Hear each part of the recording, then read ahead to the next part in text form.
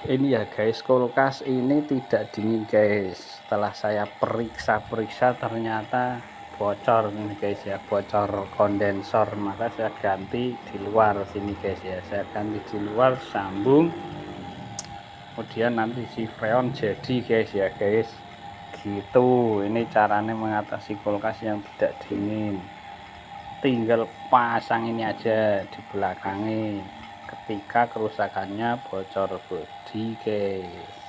Oke guys, bisa dikerjakan sendiri guys kalau bisa. Kalau tidak bisa yang undang tukang guys.